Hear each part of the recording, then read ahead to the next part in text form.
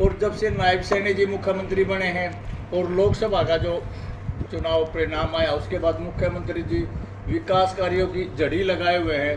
पर जैसे 500 रुपये का सिलेंडर किया है, किसानों को 24 फसलों पर एमएसपी दी गई है। 500 रुपये का जो सिलेंडर दिया गया है वो अभी तक मिलना शुरू नहीं हुआ, ये कब तक होएगा? देखिए, सबसे पहले तो मैं आप सबको स्वतंत्रता दिवस की बहुत बहुत हार्दिक शुभकामनाएं देता हूं। आपके माध्यम से पूरे हरियाणा वासियों को, पूरा देश को स्वतंत्रता दिवस की हार्दिक शुभकामनाएं। वहीं पर आज इसराना में मेरा आना हुआ। आज मैं इसराना में गुरुद्वारा साहब में आया हूँ और वहाँ दर्शन करने का मुझे अवसर प्राप्त हुआ और 26 जनवरी को भी मुझे यहाँ आने का अवसर प्राप्त हुआ। जैसा कि आपका सवाल है कि माननीय मुख्यमंत्री जी ने जो 500 रुपये का सिलेंडर किया है, अभी तक ये प्रक्रिया जो है वो स्टार्ट हो चुकी है, क्योंकि जींद के अंदर ही तीज के अवसर पर माननीय मुख्यमंत्री जी ने सिलेंडर को 500 रुपये करने का काम किया। और वहीं आप देख रहे हैं कि हमारे प्रदेश के जो माननीय मुख्यमंत्री नायब सैनी जी निरंतर फील्ड में भी हैं, निरंतर अपने निवास स्थान पर भी निरंतर मिलने का काम कर रहे हैं और उन्होंने जो घोषणाएँ की हैं उनको साथ ही साथ अमली जामा पहनाने का काम कर रहे हैं। कांग्रेस द्वारा हरियाणा हिसाब में वो यात्रा निकाली जाएगी, उसके बारे में क्या? देखिए, कांग्रेस 10 साल का हिसाब हिसाब मांग रही है, 10 साल का मांगने का अधिकार है, लेकिन 10 साल कांग्रेस का राज रहा। कांग्रेस अपना हिसाब किताब भी तो दे, उन्हें अपना हिसाब किताब भी देना चाहिए कि 10 साल में हम लोगों ने ये किया और इन डिस्ट्रिक्ट में काम किया और इन डिस्ट्रिक्ट में काम नहीं किया, बताना चाहिए। माने देवेंद्र जी हुड्डा साहब जींद में भी आए थे, उन्होंने भी हिसाब मांगने का काम किया था।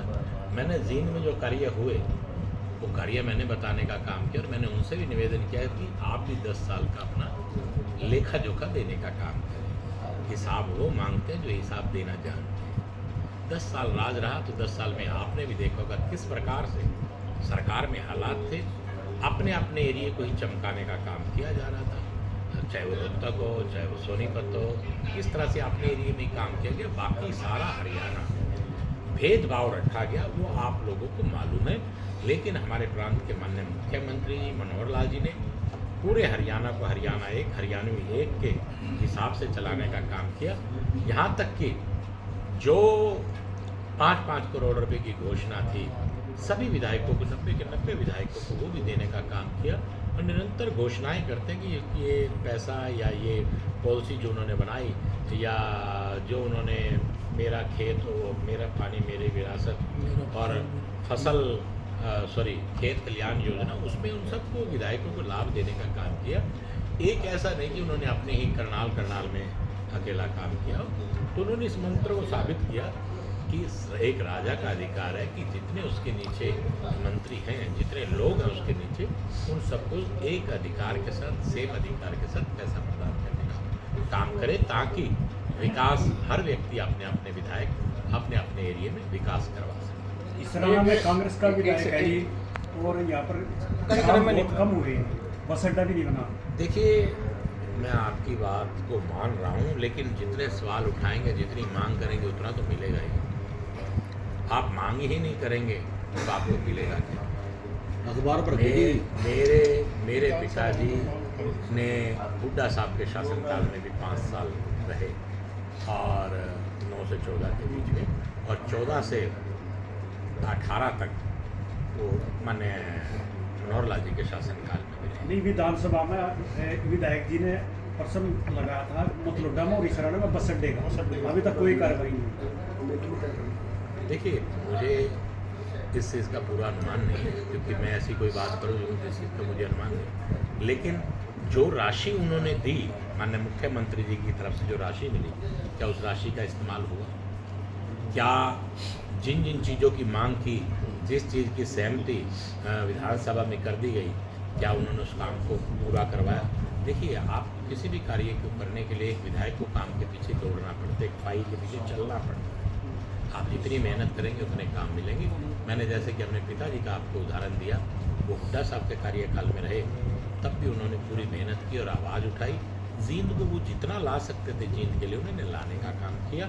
और फिर माननीय मनोहर लाल जी के कार्यकाल में उन्होंने जींद के लिए मेडिकल कॉलेज मांगा मेडिकल कॉलेज बन के तैयार, जबकि वो तो विपक्ष में थे, इनेलो की तरफ से थे।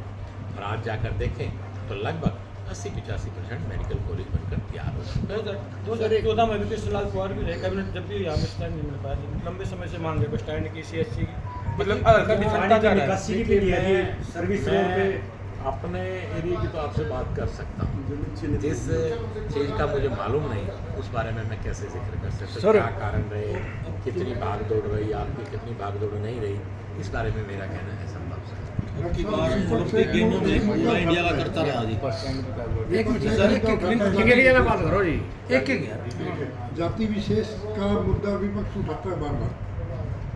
नहीं, जाति विशेष का सवाल हम उठाएं तो अच्छा लगता है, तो उन्हें तो जाति विशेष का सवाल उठाना ही नहीं चाहिए। माननीय मुख्यमंत्री मनोहर लाल जी रहे तब उन्होंने कोई जाति विशेष के ऊपर तो काम करने का काम ही नहीं किया। आप अगर नायब सैनी जी को देखिए तो जाति विशेष के ऊपर कोई काम नहीं कर रहे, पूरे हरियाणा पे काम करने का काम कर रहे। पूर्व की रही सरकारें तो जाति और क्षेत्रवाद के लिए मानी जाती हैं, उसको आप देख सकते हैं, आप आंकड़े निकाल लीजिए, कहने की आवश्यकता नहीं है। आज पारदर्शिता के आधार पर नौकरी मिल रही है, तो क्या एक ही जाति को मिल रही है? पूर्व में रहे मुख्यमंत्री हमारे मनोहर लाल जी, क्या सिर्फ पंजाबियों को नौकरी मिली?